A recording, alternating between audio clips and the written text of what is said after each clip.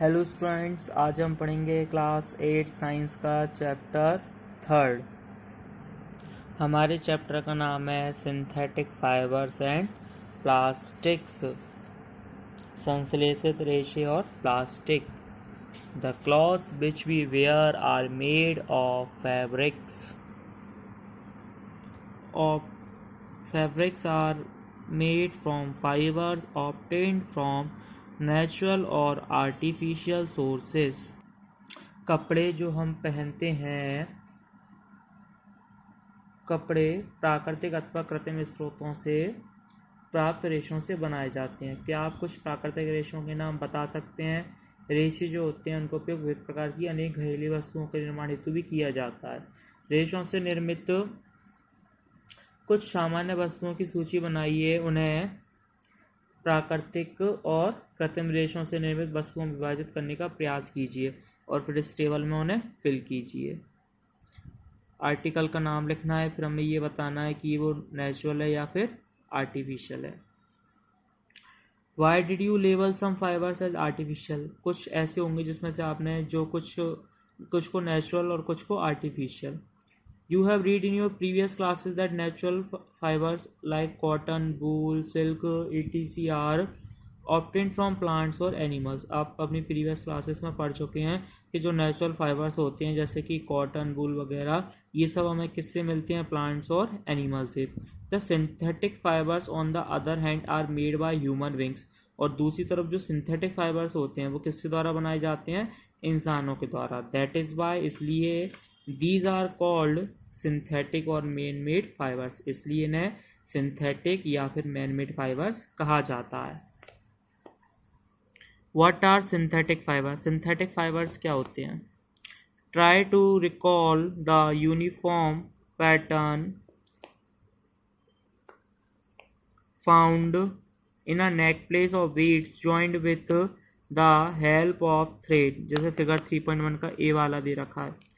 और try to join a number of paper clips together to make a long chain, जैसा कि ये इसमें दिया है। जो पेपर क्लिप जो होती हैं उन्हें जोड़ जोड़ के क्या करना है? एक चैन बनाना है। अब ये क्या किया? मोतियों को जोड़ जोड़ के एक माला बना दी, और ये क्लिप्स को जोड़ जोड़ के भी एक क्या बना दी? चैन बना दी। तो अ synthetic fibre is also a chain of small unit joint together.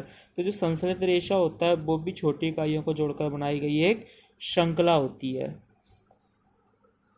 Each small unit is actually a chemical substance. Many such small units combine to form a large single unit called a polymer। प्रत्येक छोटी इकाई वास्तव में क्या होती है? एक रासायनिक पदार्थ होती है। इस प्रकार की अनेक छोटी इकाइयाँ मिलकर एक बड़ी इकाई बनाते हैं, उसे हम क्या बोलते हैं? पॉलीमर बोलते हैं। और हिंदी में पॉलीमर को बोला जाता है बहुलक। अब पॉलीमर दिया, कहाँ से आया हुआ है ये वर्ड?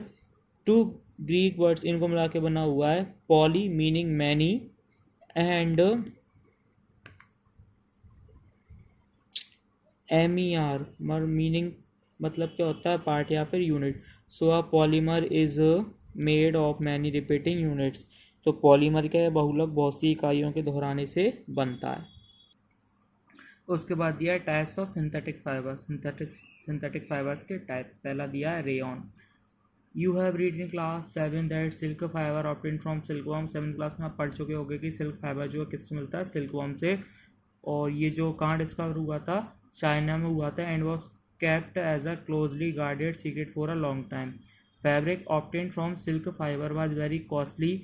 इससे जो फैब्रिक हमें जो मिलता है सिल्क से, वो कैसा होता है? बहुत ही कॉस्टली, मतलब महंगा होता है। What its beautiful texture fascinated everybody. Attempts were made to make silk artificially towards the end of the 19th century।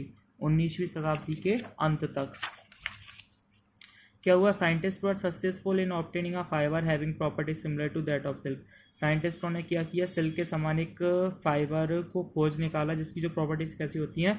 बिल्कुल सिल्क के जैसी होती हैं। Such a fibre was obtained by chemical treatment of wood pulp. वो कैसे मिला? Wood pulp जो होता है उसका केमिकल ट्रीटमेंट करके। This fibre was called rayon और आर्टिफिशियल सिल्क।